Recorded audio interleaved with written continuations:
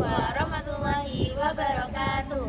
Di sini kami akan memberikan edukasi video mengenai sistem komunikasi Indonesia di era globalisasi.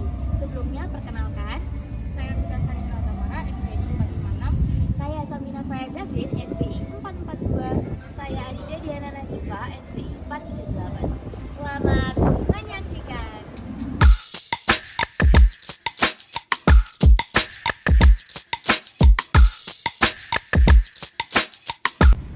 Cek api etala kampus iki suweneng aku iso mlebu kampus iki. Serapi iki aku siap gawe kuliah.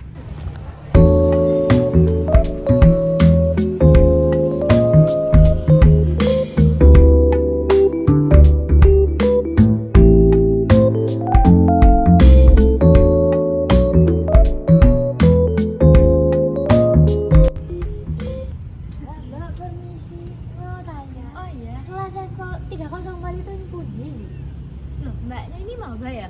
Iya, maba. Belum buka siakat ya? Belum. Nggak tahu siakat itu apa ya? Kalau siakat itu web mbak di Google. Oh, web itu apa, Mbak? Itu Oh.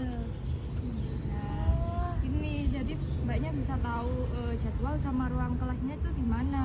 Gitu. Oh ya udah, makasih ya, Mbak ya. Iya. Makanya bagus. Makasih.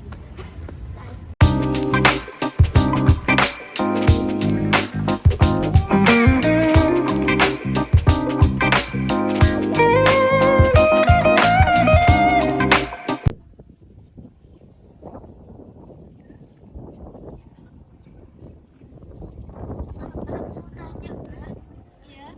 Untuk yang tadi buat PPT untuk kelas itu gimana ya, Mbak?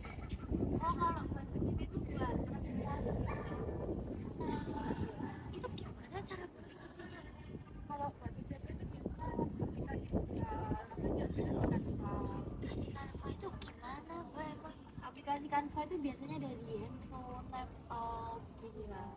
Handphone itu emang penting, nah, Mbak. Kok harus pakai handphone? Kalau buat sekarang, buat zaman sekarang sih penting nggak, apalagi kan kalau misalnya kayak kita kuliah gini, kita ini butuh HP buat kayak bikin presentasi, buat hubungin dosen, ataupun kayak buat grup-grup Zoom. Oh iya, saya udah punya HP yang sekarang ini ya, bagus ini belum punya, Mbak. HP saya sih timut-timut, Mbak. Terus nanti tak beli ya, Mbak. Ya udah, makasih ya, Mbak ya. Makasih.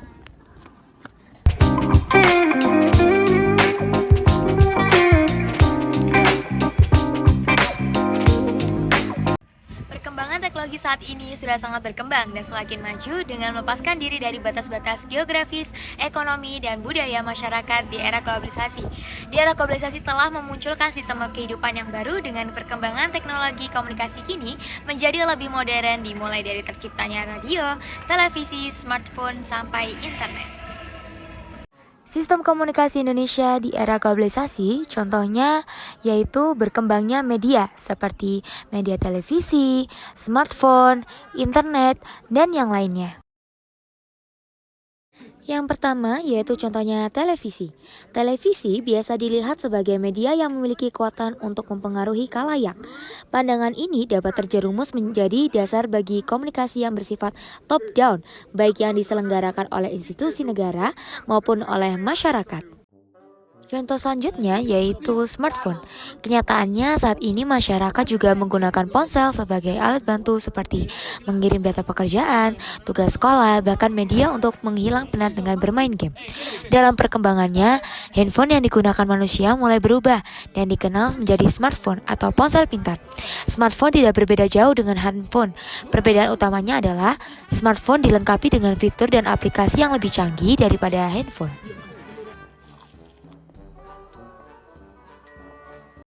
Contoh yang ketiga yaitu internet.